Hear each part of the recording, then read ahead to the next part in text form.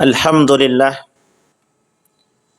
الحمد لله الذي أرسل رسوله بالهدى ودين الحق ليظهره على الدين كله وكفى بالله شهيدا أشهد أن لا إله إلا الله وحده لا شريك له وأشهد أن محمدا عبده ورسوله لا نبي بعد اللهم صل وسلم وبارك على هذا النبي الكريم اللهم صل على محمد وعلى آل محمد في العالمين إنك حميد مجيد اتق الله حق تقاته ولا تموتن إلا وأنتم مسلمون إن الله وملائكته يصلون على النبي يا أيها الذين آمنوا صلوا عليه وسلموا تسليما وقال الله تعالى يا أيها الناس اتقوا ربكم الذي خلقكم من نفس واحدة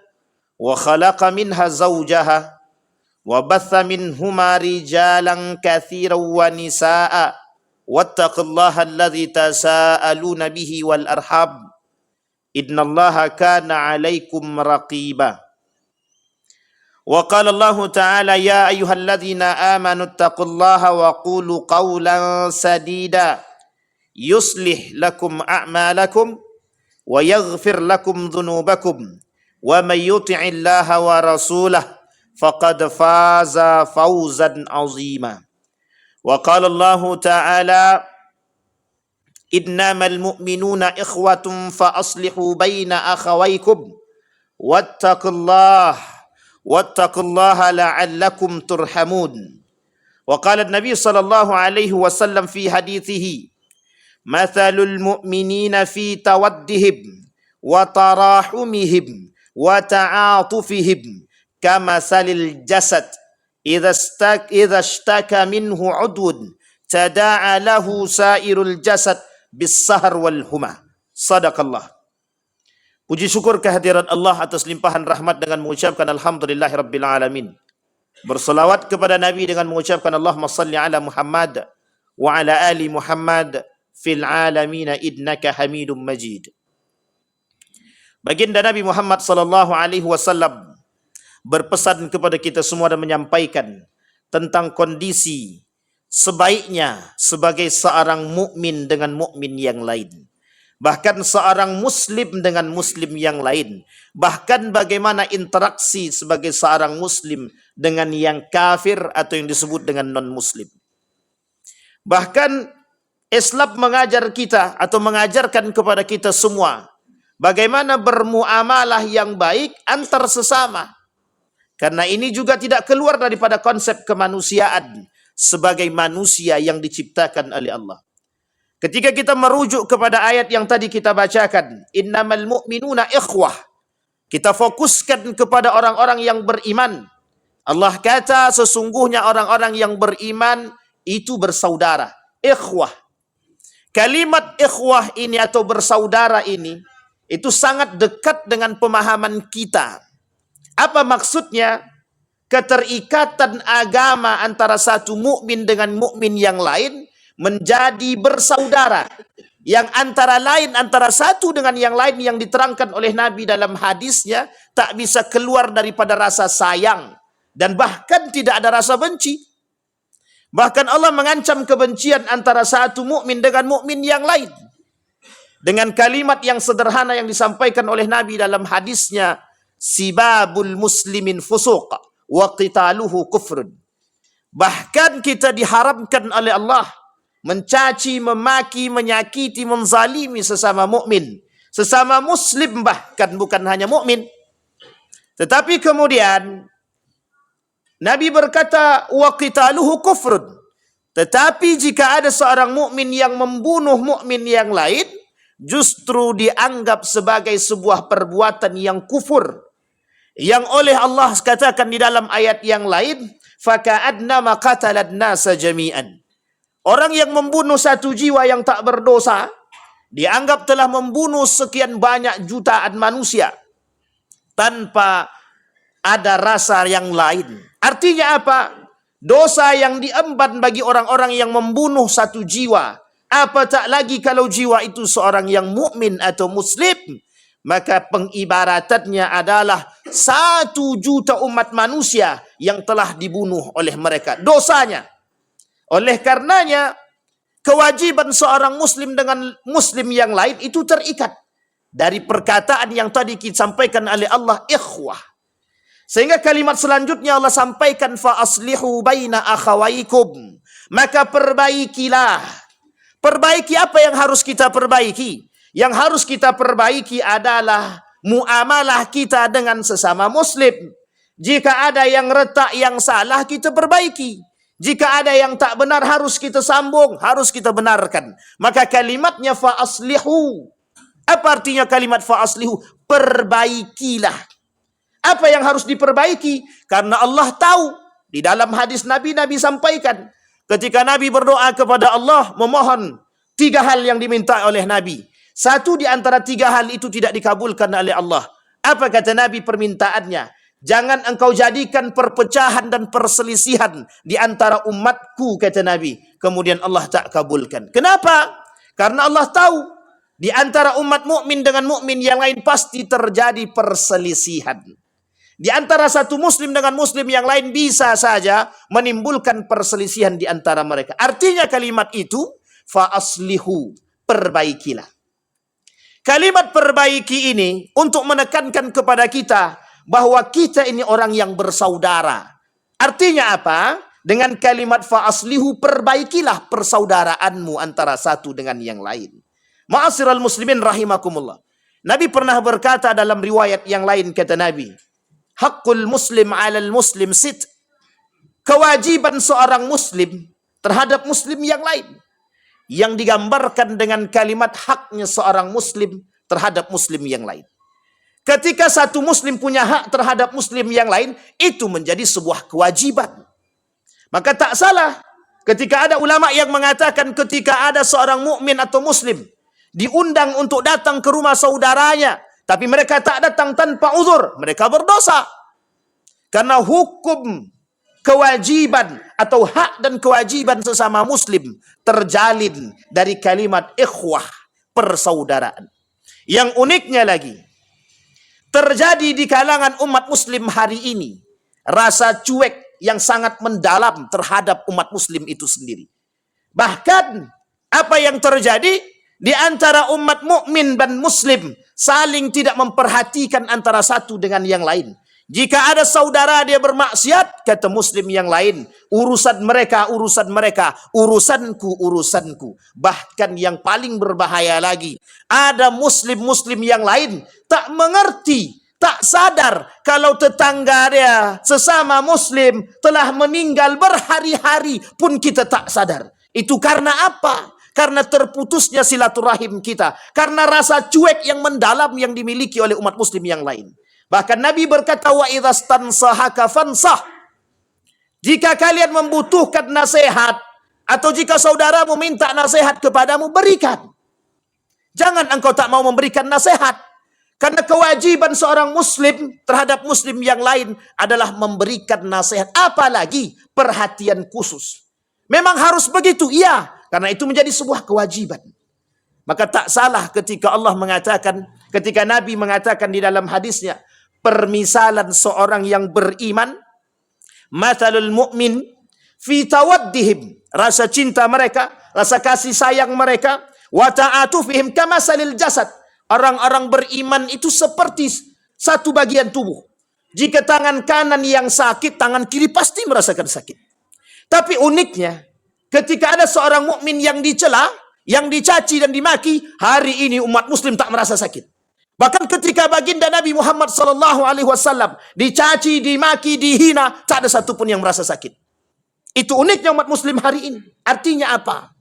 Rasa simpati dan empati yang tertanam dalam diri kita, yang selayaknya menjadi akhlak kemanusiaan, yang harusnya ada dalam diri setiap umat manusia, hilang sedikit demi sedikit dari diri mereka. Bahkan Nabi kata, wa yabqal khuthalah. Artinya apa? Ketika akhlak sudah tak ada lagi dalam diri seseorang, maka akan tercipta karakter-karakter yang buruk dalam diri seseorang. Apa salah satu contoh karakter yang buruk tersebut? tiadanya simpati dan empati sesama muslim. Bukan hanya sekedar mukmin, apalagi kepada mukmin. Kalau sesama muslim sudah tidak ada, apalagi sesama mukmin. Kenapa demikian? Karena banyak kita dapatkan hari ini seorang muslim tak lagi mau memiliki perhatian kepada muslim yang lain. Oh, tetanggaku miskin, itu urusan dia. Kenapa dia malas bekerja? Tanpa ada perhatian yang lain yang tanam dalam diri kita. Bahkan kita tak lagi memiliki rasa kasihan kepada saudara-saudara kita. Oh, tetanggaku tidak pernah sholat. Oh, tetanggaku tidak pernah ke masjid. Kita tak pernah ulurkan lidah kita. Kita tak pernah ulurkan tangan kita. Kita tak pernah ulurkan nasihat kita untuk mengajak mereka untuk dekat kepada Allah. Inilah perhatian umat muslim hari ini. Setiap orang berfikir tentang diri mereka sendiri. Tapi tak salah, karena memang begitu yang dikatakan oleh Nabi dalam hadisnya. Tidak akan terjadi hari kiamat sampai kalian akan melihat jauhnya umat muslim dengan muslim yang lain, tanpa harus memberikan perhatian antara satu dengan yang lain. Bahkan Nabi mengatakan seolah-olah umat hari ini keluar daripada apa yang dikatakan oleh Nabi dalam hadisnya. Ad-din ad-nasihah. Padahal Nabi berkata, kata Nabi, agama itu adalah nasihat. Bagi siapa? Lillah, wali rasulihi, wali kutubihi, wali a'immatil mursalin, wa ammatihim. Kata Nabi, agama itu nasihat. Bagi siapa? Bagi Allah. Bagi siapa lagi? Bagi Rasulnya. Bahkan dikatakan oleh Nabi, nasihat itu bagi Allah dan Rasulnya. Artinya apa? Ketika Nabi Muhammad SAW menjadi contoh bagi kita, salah seorang yang memiliki akhlak terbaik di muka bumi ini, manusia terbaik dengan perangainya, menjadi contoh bagi kita serta menjadi nasihat daripada akhlak dia. Artinya apa? Materi yang tertanam dalam diri Nabi sekaligus menjadi nasihat yang tertanam dalam diri dia bagi semua umat manusia. Bukan hanya umat muslim, bukan hanya umat mukmin. Tapi uniknya, ada yang terbalik. Dengan non-muslim atau kafir dia baik, tapi justru sebaliknya dengan muslim dia tak baik. Ini muskilah kita lagi. Masalah kita yang lebih besar. Ketika mereka bersama orang-orang yang beriman, tapi justru mereka tak baik. Tapi ketika mereka kembali kepada kekafiran dan kekufuran mereka, atau berkumpul dengan teman-teman kekufuran mereka, mereka baik. Seolah-olah mereka menjadi manusia yang munafik di hadapan Allah Subhanahu wa Ta'ala. Ma'asyiral muslimin rahimakumullah. Ini nasihat bagi kita. Apa maksudnya? Betapa baginda Nabi Muhammad sallallahu alaihi wasallam mengingatkan kepada kita betapa besarnya pergaulan, muamalah berpengaruh terhadap pertumbuhan nilai-nilai agama di kalangan umat muslim hari ini. Kenapa demikian? Karena semakin tinggi orang berilmu, seharusnya semakin berakhlak, semakin baik perangainya, semakin cinta terhadap sesama muslim. Bahkan dikatakan oleh Nabi dalam riwayat yang lain, kata Nabi, 3 yang menyebabkan orang mendapatkan halawatul iman. Orang yang menjadikan Allah dan Rasulnya yang paling ia cintai. Yang kedua, dia mencintai saudara dia sesama muslim dan mukmin. Artinya apa? Ketika nampak di hadapan mereka seorang mukmin bermaksiat, mereka mesti datang untuk memberikan nasihat. Kenapa demikian? Karena itu bukti cinta. Berarti jika tidak ada cinta dalam diri seseorang, atau jika seorang mukmin atau muslim membiarkan dan menelantarkan jasad muslim-muslim yang lain, mereka lebih parah daripada binatang. Kenapa? Karena mereka tidak berakhlak dan tidak mencintai sesama muslim. Maka tak salah ketika ada mukmin, ada muslim yang tidak merasa sakit hati ketika saudara-saudara mereka yang di Palestina dicaci, dimaki, dibom, dihancurkan, bahkan sampai hari ini sudah ribuan, ratusan ribu manusia yang mati begitu saja. Tidak ada rasa simpati, tidak ada rasa cinta kepada mereka. Itu disebabkan karena dha'ful iman. Iman yang lemah di dalam diri setiap umat muslim. Apa sebab? Karena mereka cinta terhadap dunia. Apa sebab? Karena mereka sudah tidak takut dengan kematian. Apa sebab? Karena tidak ada lagi nasihat dalam diri mereka. Karena sudah tidak ada lagi kebijaksanaan dalam diri mereka. Beragama bukan untuk Allah. Beragama untuk menutupi diri dia agar dia bisa dipanggil orang yang taat beragama. Beragama bukan lagi untuk menempaskan nasihat akhlak yang baik pada diri mereka, tapi justru melahirkan akhlak-akhlak yang mazmumah. Bayangkan satu kondisi yang sangat-sangat miris hari ini kita temukan. Ada mayat yang kita temukan berhari-hari, bahkan ditutupi, hanya karena untuk sesuatu, hanya karena mungkin ketidakterlibatan, atau hanya karena rasa malu dan gengsi. Apakah ini yang dikatakan seorang yang beriman? Mana rasa cinta kita kepada saudara kita sesama muslim? Mengapa ada jasad yang tidak kita ketahui?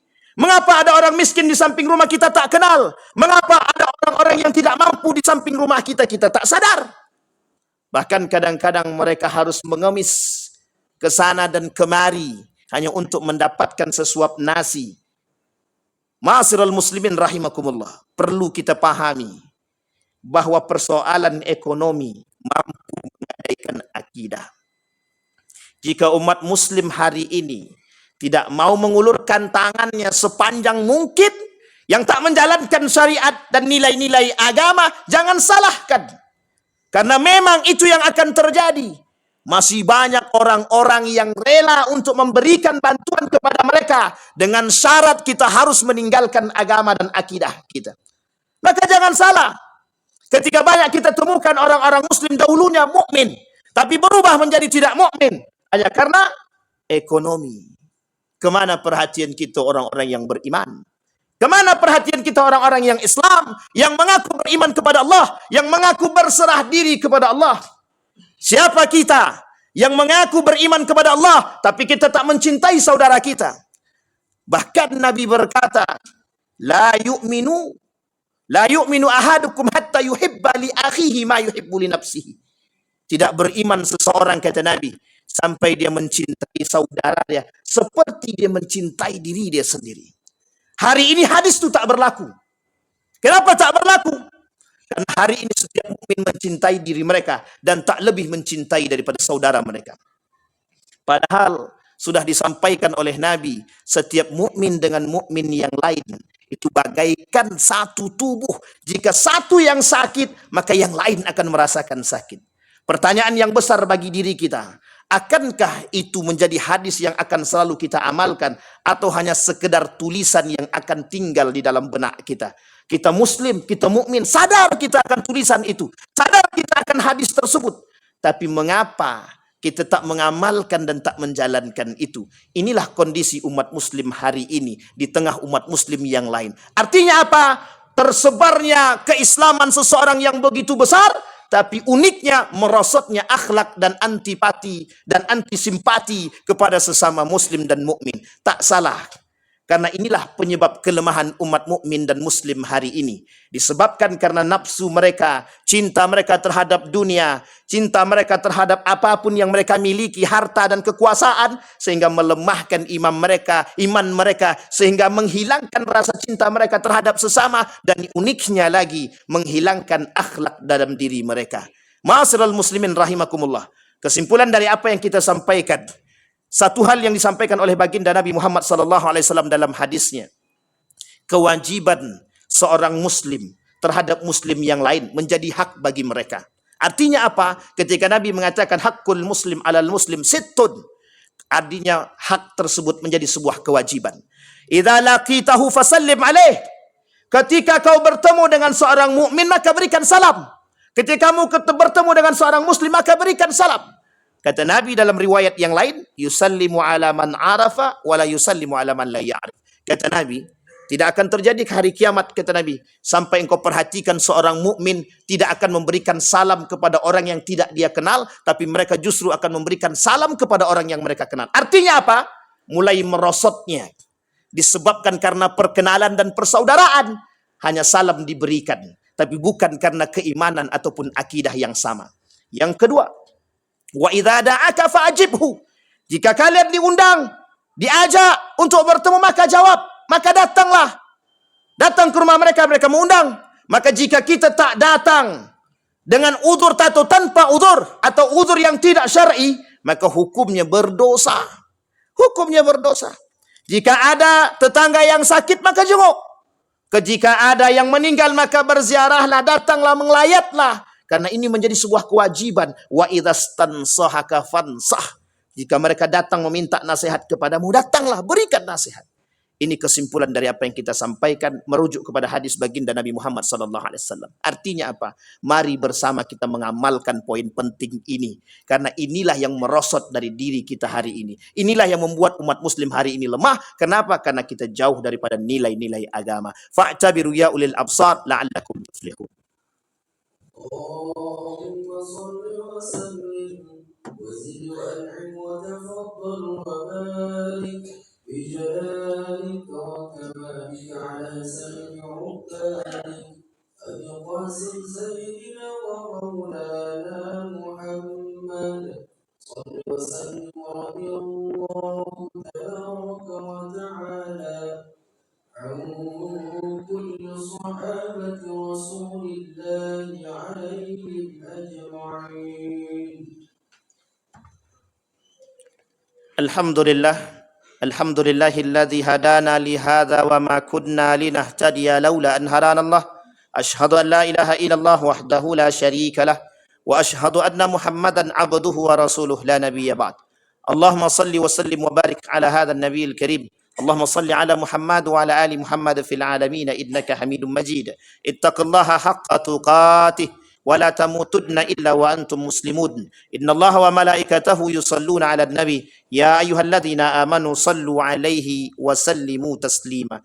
اللهم اغفر للمسلمين والمسلمات والمؤمنين والمؤمنات برحمتك يا ذا الجلال والإكرام. اللهم أعنا على ذكرك وشكرك وحسن عبادتك. اللهم اغفر لنا ذنوبنا وكفر عنا سيئاتنا وتوفنا مع الأبرار. اللهم اجعلنا من السعداء المقبولين ولا تجعلنا من الأشقياء المردودين. اللهم انصر إخواننا المجاهدين في فلسطين وفي غزة وفي كل مكان. اللهم دمر اليهود. اللهم أهلك الكفرة والمبتدعة والمشركين أعداءك. اللهم اختمنا بالصالحين. اللهم اختمنا بحسن الخاتمة.